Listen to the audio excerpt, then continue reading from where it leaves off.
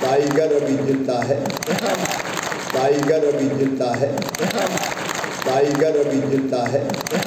कि अपने लिए कुछ मांगने जाने से बेहतर मैं मरना समझूंगा।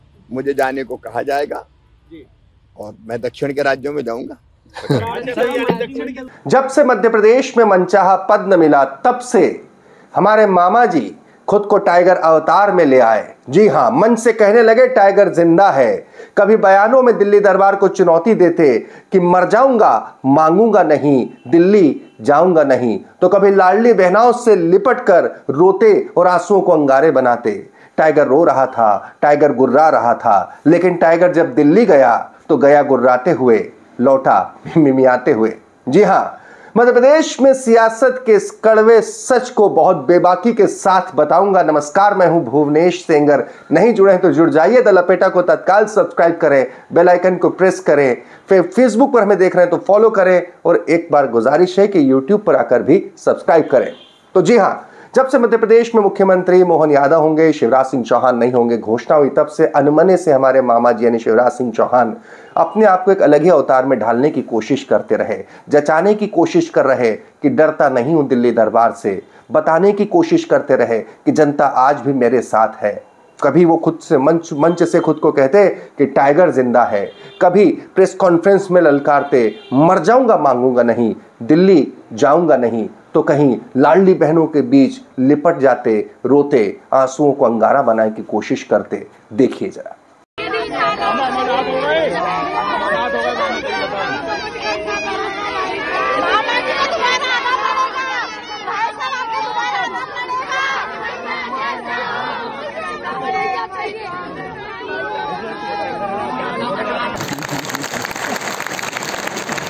टाइगर अभी जिंदा है,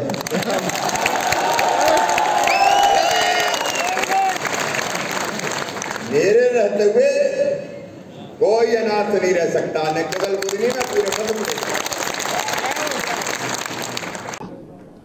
एक बात मैं बड़ी विनम्रता के साथ कहता हूं कि अपने लिए कुछ मांगने जाने से बेहतर मैं मरना समझूंगा। वो मेरा काम नहीं है, इसलिए मैंने कहा था मैं दिल्ली नहीं जाऊंगा। इन सब के बीच बुलावा आता है दिल्ली दरबार का। पार्टी के राष्ट्रीय अध्यक्ष जेपी नड्डा के बुलावे पर हमारे टाइगर मामा जी दिल्ली पहुंचते हैं।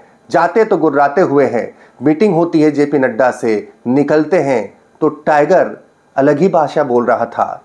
टाइगर गुर्रा नहीं रहा था। हमारा टाइगर कह रहा था कि जो कहोगे मानूंगा, एमपी तो छोड़ो साउथ चला जाऊंगा। 24 का इलेक्शन भी है जिसमें आपकी भी जिम्मेदारी रहेगी, लेकिन भूमिका एक जरूर तमाम लोग भी उम्मीद लगाए बैठे हैं और मिलनी भी चाहिए। इतना लंबा आपका अनुभव है। एक पार्टी के कार्यकर्ता के नाते जो भूमिका पार्टी तय करेगी वो काम मैं करूंगा। केंद्रीय भूमिका में रहेंगे या राज्य की भूमिका में रहेंगे? जो पार्टी तय करेगी, जो पार्टी तय करेगी, हम राज्य में भी रहेंगे, केंद्र में भी रहेंगे। आप कहाँ बेहतर कर पाएंगे? आपको क्या लगता है? मैं मेरे बारे में सोचते नहीं। देखो, जो अपने बारे में सोचता है वो अच्छा इंसान नहीं होता। अगर आप एक बड़े मिशन के लिए काम करते हो तो पार्टी तय करती है आप कहाँ काम करोगे। न बहन और भाई का प्यार अमर है, उसका किसी पद से कोई संबंध नहीं। विकसित संकल्प यात्रा में आप जो जा रहे हैं, विकसित भारत संकल्प यात्रा में किस जिम्मेदारी के साथ, किस भूमिका में आप रहेंगे? जो पार्टी तय करेगी। अभी तो इस यात्रा में कुछ जगह मुझे जाने को कहा जाएगा और मैं दक्षिण के राज्यों में जाऊंगा।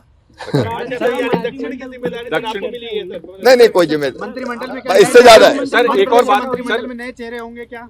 अब वो तो पार्टी तय करेगी। सलाह मशवरा जो होनी थी हो गया। अब बहुत बहुत धन्यवाद।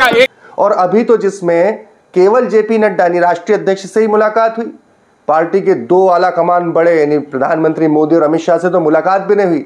जरा सोचिए, उनसे मुलाकात हो जाती तो टाइगर मामा जी की क्या हालत होती। वैसे करते भी क्या, क्योंकि मौजूदा भारतीय जनता पार्टी की सियासी परिदृश्य में टाइगर होना कोई अफोर्ड नहीं कर सकता। दो ही टाइगर हैं, आप समझ गए होंगे, दो ही टाइगर हैं, इसके अलावा कोई अफोर्ड नहीं कर सकता।